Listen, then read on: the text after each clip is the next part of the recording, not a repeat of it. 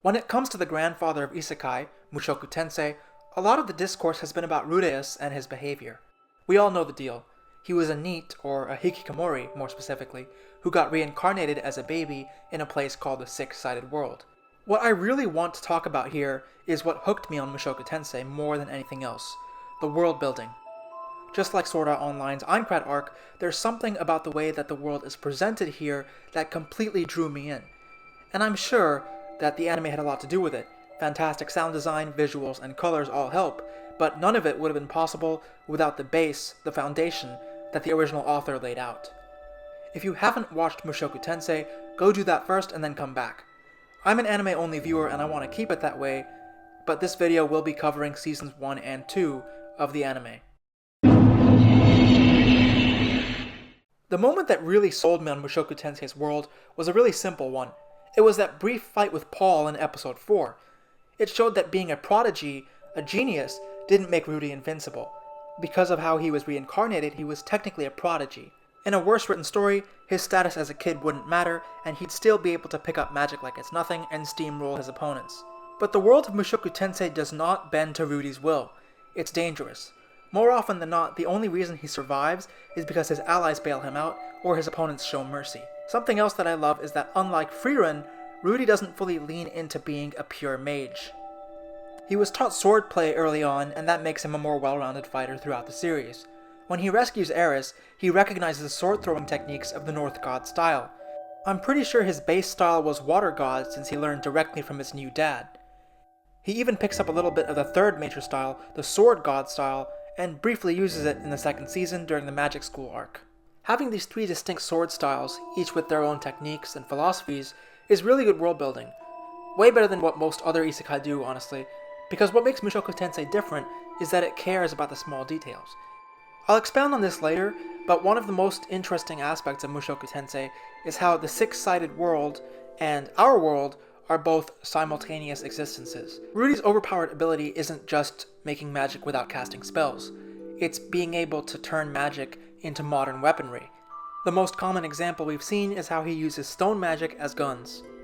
You might be wondering, if I'm talking about world building in this video, why am I bringing up Rudeus so much? It's because he's our window into the six-sided world. He's not just some passive observer. He's actively engaging with the world and helping us understand it in a way that feels natural and human. Rudeus was born into this world. He was not brought there as is from Earth. He was born as a child and grew up here. I think treating him as a resident of the six-sided world really adds to how natural everything feels. One of the biggest strengths of Mushoku Tensei's world building is how it treats the six-sided world as a real, lived-in place. A lot of isekai stories fall into a trap where the world exists solely to serve the protagonist.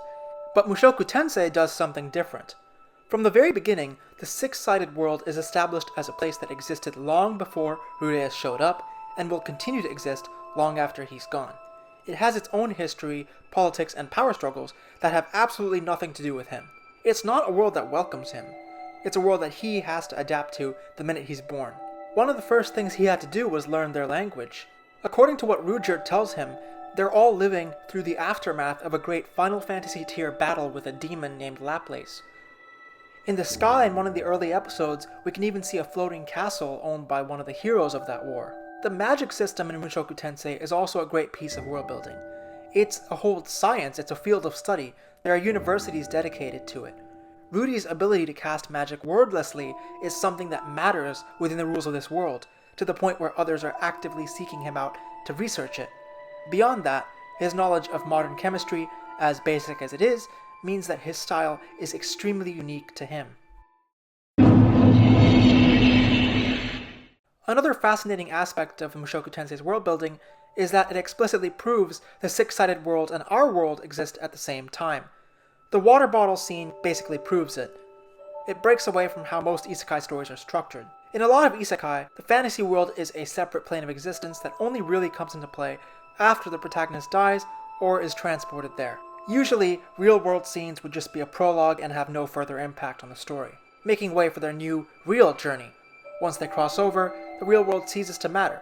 It's like their original life was just a setup to contrast with their new one. But Mushoku Tensei does not treat the real world that way. Instead, both worlds exist alongside each other as parallel realities. The story makes it clear that the two worlds are both real, with their own histories, laws of nature, and flows of time. The reason that this world building works might be because it's similar to how From Software does their stuff. You might make a big impact on the world after you arrive, but before that, major things have happened, and after that, major things will continue to happen.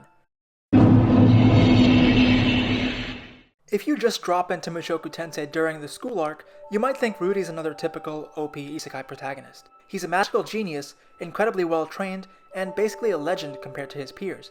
But the difference is, we actually saw him get there. My current theory for the plot of Mushoku Tensei is that Nanahoshi was always supposed to come to the six-sided world, and Rudeus' arrival was a freak accident of some kind. Or a manipulation. Nanahoshi is the only other person we know who was transported from Earth to the six-sided world. But the way she exists in the six-sided world is completely different from how Rudeus does. She did not reincarnate, she just arrived as herself, completely intact, and more importantly, she hasn't aged since she got there. She's not bound by its natural laws, and she refuses to accept it as her home. And that's what makes her such a fascinating subversion of isekai tropes, and such a fascinating expansion on the world of Mushoku Tensei. Before either of them went to the six-sided world, Rudeus actually saw Nanahoshi and her group of friends get hit by a truck, and the great teleporting incident that sent Rudy's life into chaos was the backlash from Nanahoshi being summoned to this world. She even uses a form of technology or magical instruments instead of natural magic. If my theory is correct, that means that the isekai protagonist has been trying to escape her own plot, while Rudeus Greyrat, who you could say is the wrong protagonist, has been running around influencing the world how she should have been doing. What really makes the six-sided world feel like it exists beyond Rudeus is the presence of forces far beyond his control or knowledge, namely the man god and, later on, the dragon god. In most isekai, being chosen by a divine force or god is an advantage. It comes with special powers, knowledge, or some kind of benefit that makes the protagonist stand above everyone else. But in Mushoku Tensei, it's the opposite. While the man god seems to keep trying to manipulate Rudy in his dreams, the dragon god hates him for even being somewhat related to the man god. Another thing is that Nanahoshi was walking around with Orsted in her first appearance. So it's possible that both of these gods chose their own isekai protagonists to bring over from our world. Anyways, that's what the turning points seem to be about too. Every time a turning point happens, the man god shows up to annoy Rudeus and push him in a new direction that seems to overcomplicate his life. He's part of something that he doesn't fully understand, at least not yet. Maybe he never will. Every time Rudeus meets with the man god in his dreams, we get a glimpse of who he really is. On the inside, he's still that same soul. And the way it's framed makes it clear that Rudeus isn't just a normal reincarnation. He's possessing a body. When you compare him to Nanahoshi, it becomes clear that Rudeus isn't just a normal reincarnation. He's possessing someone else's body. Maybe there was supposed to be some original Rudeus Greyrat who was always supposed to be born in the six-sided world, but he was replaced by this NEET from Earth. This man is not a native to Mushoku Tensei's world. He doesn't belong there. And that adds more complexity to everything. Rudeus even asked this question early on in the series. What would happen if he died again in the six-sided world? Where would he go? So for the people in the comments, let me know what you think of Mushoku Tensei overall. What do you like about the world building? And if you think there's a better isekai story than this out there, let me know and I'll check it out. In any case, thanks for watching, and see you next time.